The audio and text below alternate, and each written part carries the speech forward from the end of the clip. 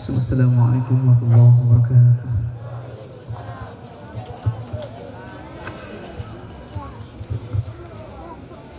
Sadaqallahul adzim.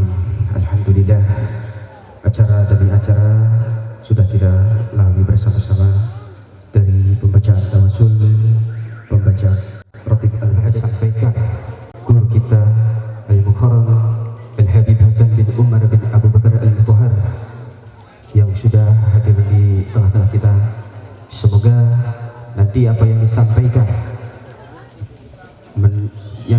beliau semoga menjadikan kita menguatkan diri iman Islam kita, dan semoga menjadi ilmu bagi kita semuanya. Amin amin ya rabbal alamin. Kepada Al-Mukarram Al-Habib Hasan bin Umar bin Abu Bakar Al-Mutahhar dengan segala hormat kami persilakan. Sallu ala Nabi Muhammad. Ghayatuhu husnul khitam.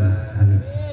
واعتنا ما قد سألنا من عطاياك الجسام واكرم الأرواح منا بلقاء خير الأنام وابلغ المختار عنا من صلاة وسلام. السلام عليكم ورحمة الله wabarakatuh. Yang datangnya ramai, yang jawabnya cuma sedikit. Yang ucap salam sama jawab salam, mudah-mudahan termasuk orang yang berhak menempati surganya Allah bersama Nabi Muhammad SAW. Assalamualaikum warahmatullahi wabarakatuh.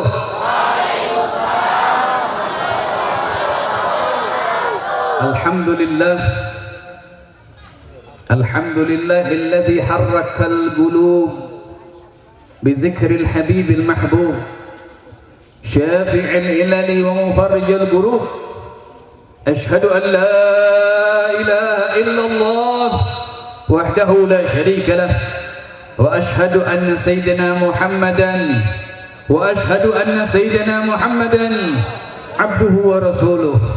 Allahumma salli wa sallim ala sayyidina wa maulana Muhammad al-fatih lima ughliq wal khatim lima sabaq nasir al-haqqi bil haqq wal hadi ila siratikal mustaqim wa ala alihi haqqa qadri miqdaril azim. Amma ba'd.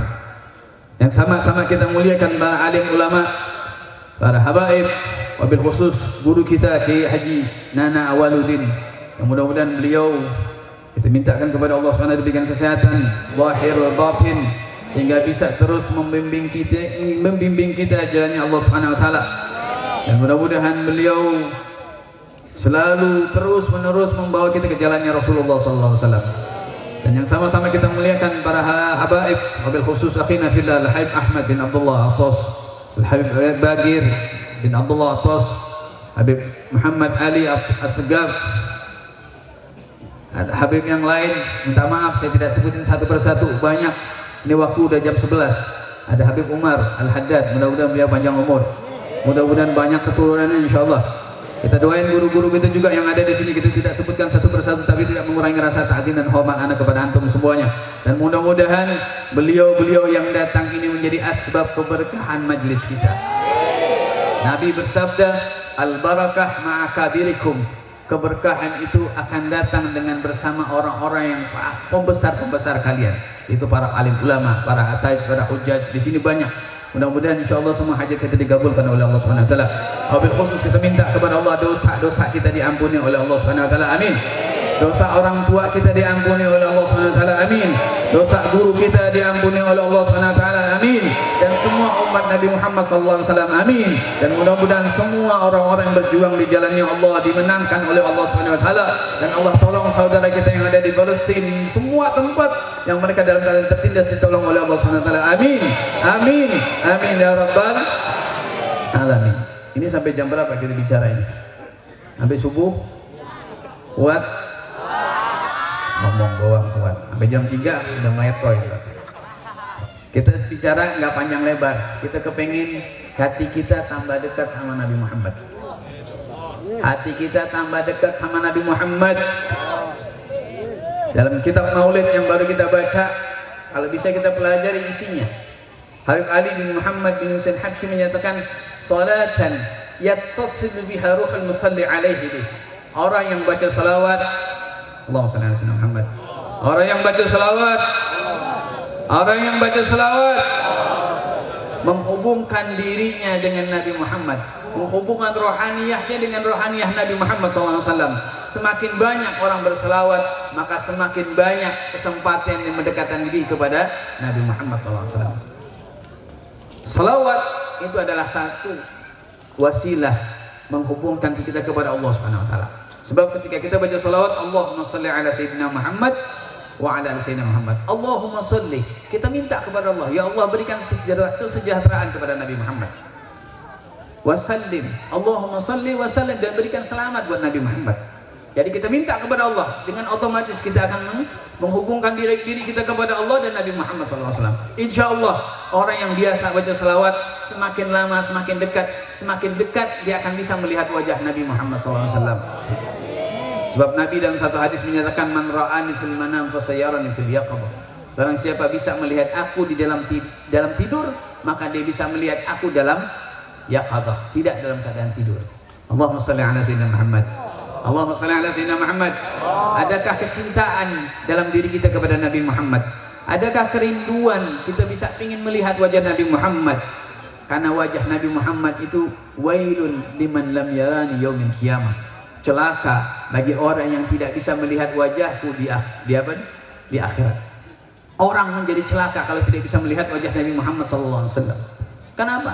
Karena mereka tidak menghubungkan dirinya dengan Nabi Muhammad. Mereka tidak punya ikatan dengan Nabi Muhammad. Mereka mengaku umat Nabi Muhammad, tapi untuk berselawat pun dia harus hitung-hitungan. Dia harus di dalam sholat doang dia baca selawat. Di luar itu dia tidak mau baca selawat. Karena selawat itu dalam Al-Quran Allah nyatakan, Bismillahirrahmanirrahim, Innallaha wa malaikatahu yusalluna ala nabi. Sesungguhnya Allah, pemilik langit dan bumi, pemilik surga dan neraka, wa malaikatahu, dan para malaikat yang jumlahnya tidak terhitung, yusalluna ala nabi, selalu berselawat kepada Nabi Muhammad SAW. Sayyid Muhammad bin Ali al-Maliki al-Hasani, beliau salah satu profesor yang ada di kota Mekah. Beliau ketika ditanya apa yang Allah lakukan, beliau ditanya oleh satu orang, apa yang Allah lakukan sekarang?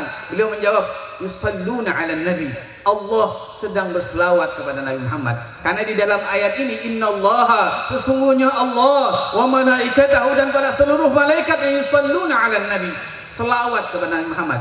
Fi'il yang dipakai ada fi'il mudhari', kata kerja yang artinya hal wal mustaqbal, sedang berlangsung dan terus berlangsung. Jadi Allah dan para malaikat selalu ingin bersalawat kepada Nabi Muhammad SAW. Baru di ayat itu Allah perintahkan, ya ayyuhalladzina amanu, wahai orang-orang yang beriman, sallu alaihi wa sallimu taslima. Allahumma salli ala sayyidina Muhammad. Allahumma salli ala sayyidina Muhammad. Allahumma salli ala sayyidina Muhammad wa ala sayyidina Muhammad. Sekali kita baca salawat, man shalla alayya wahidah sallallahu bihal asyrah. Barang siapa yang baca salawat Allahumma salli ala sayyidina Muhammad, kalau bisa dibarengi dengan wa ali Muhammad. Karena Nabi menyatakan, la tusalli alayya al-batra, jangan kalian berselawat kepadaku itu dengan selawat yang buntung. Bagaimana orang bisa selawat buntung? Karena mereka tidak menyebutkan ali Muhammad. Makanya kita harus baca salawat Allahumma salli ala sayyidina Muhammad wa ala ali sayyidina Muhammad. Orang yang sekali baca salawat, di sini hadis Nabi menyatakan sallallahu alaihi asyrah, Allah subhanahu wa ta'ala berselawat kepada dia 10 kali. Bayangkan kita yang selalu berdosa, kadang mata kita, ya, mata kita itu selalu bermaksiat. Habib, dari mana kita maksiat? Kita punya HP. Coba kita lihat HP kita, banyakkan mana ngelihat orang tertutup auratnya atau terbuka auratnya? Orang kalau sudah melihat sesuatu yang diharamkan oleh Allah, An-nazar sahmun masmum sihamin iblis. Orang melihat sesuatu yang diharamkan oleh Allah, ya talazzat, yang mana menikmati pandangan tersebut. Dia melihat perempuan yang diharamkan oleh Allah, tapi di situ dia merasa nikmat, dalam arti kayak kepikiran, kebawa dalam khayalnya. Ya, ngelihat boleh. Kita ngelihat perempuan itu boleh, lakal ula walatanya. Boleh sekali, kelihatan boleh, ngelihat nggak boleh. Itu yang main HP sebentar dulu. Ya, ilmu mahal. Ya, kita masuk kerja aja pakai bayar sekarang. Ya, mau dapatkan dunia yang kita bakal tinggalkan. Ya, Habib berani ngomong ke anak hadro karena setiap hari dia baca selawat. Dia latihan selawat. Kenapa? Dia menghubungkan dirinya dengan Nabi Muhammad. Tapi ketika cerita tentang apa yang ada dalam diri Nabi Muhammad, dia tidak mau mendengarkan, sangat rugi. Ya. Orang yang baca selawat itu baca, Allah berikan 10 rahmat. 10 rahmat kepada orang tersebut. Kembali kepada cerita pembahasan tadi, orang yang melihat perempuan yatalazzat. Ada dalam HP-nya dilihat perempuan yang buka aurat, yang kelihatan semua auratnya. Ya, sahmun masmum, itu akan menjadikan panah yang beracun bagi iblis. Apa pengaruhnya Habib kalau seandainya orang lihat perempuan yang bukan muhrim, yang ada talazzat, yang ada khayal di dalamnya? Orang ketika ibadah, ketika dia sholat, ketika dia baca Quran, ketika dia segala perintah Allah dia kerjakan,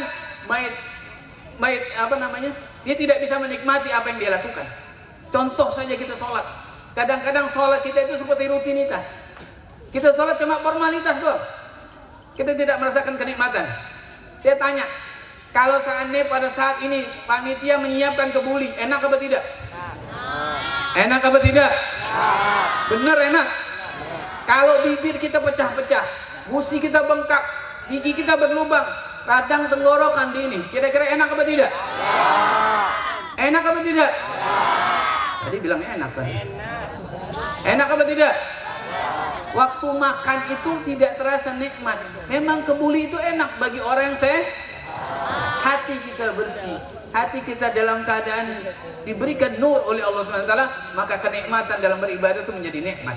Kita baca salawat, ya. Tadi kita baca maulid, kita sambil ngebayangin Nabi. Seperti kita baca, ya Nabi, salam alaika, ya Rasul, salam alaika. Semuanya, ya Habib, salam alaika, salawatullah alaika. Semuanya baca, ya Nabi, salam. Sambil kita membayangkan Nabi Muhammad SAW, ya Rasulullah, alaika. Semuanya, ya Habib, yang kencang, salawatullah alaika. Ketika orang baca salawat, dia akan merasakan kenikmatan.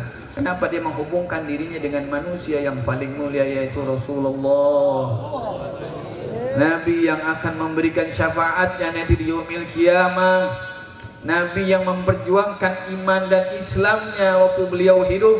Kalau tanpa ada perjuangan Nabi Muhammad, kita tidak akan merasakan kenikmatan iman dan Islam. Kita akan seperti binatang. Orang yang hidupnya tidak mempunyai agama, dia akan lebih ganas, lebih buas daripada binatang. Manusia yang kuat akan menindas yang lemah. Coba perhatikan zaman sekarang, siapa yang punya power, dia akan menindas yang tidak punya power. Ini sudah terjadi. Kenapa? Agama tidak berjalan dalam dirinya. Dia jauh dari Nabi Muhammad.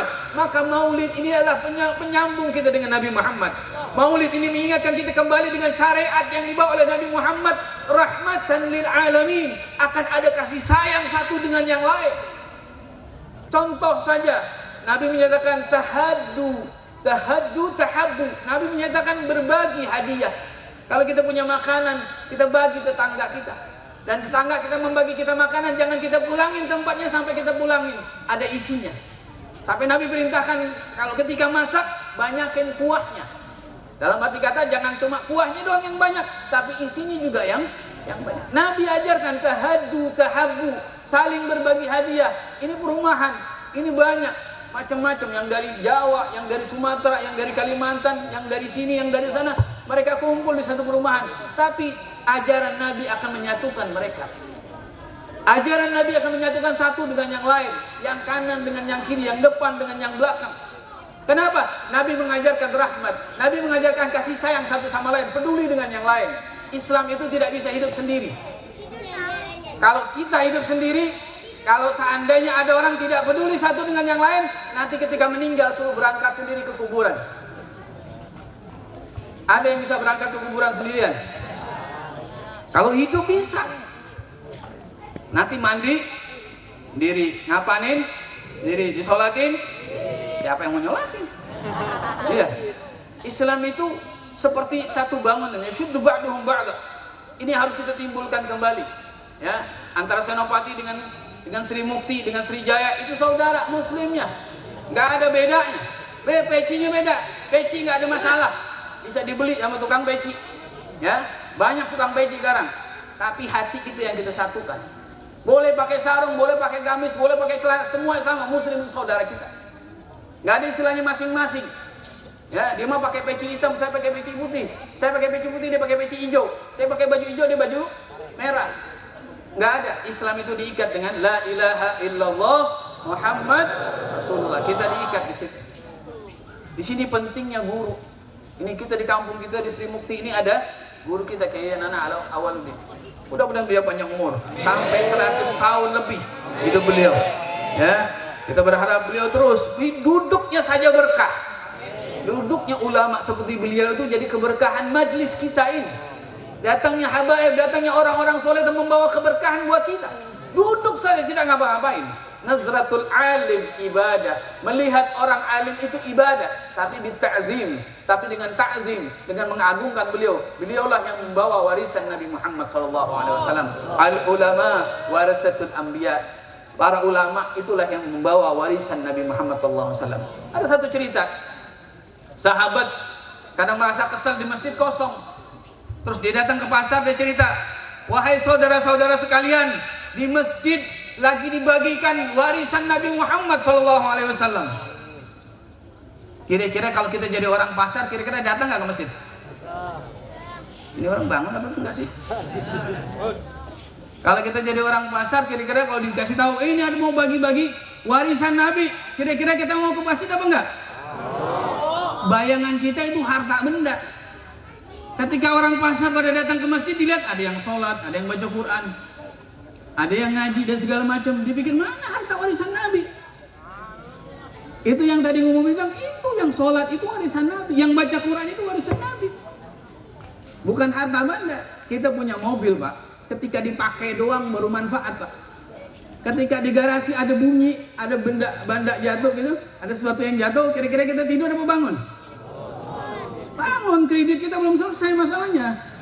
Kalau diambil orang bisa hancur. Paham? Ini kayaknya belum. Ini panitia ada masak nggak?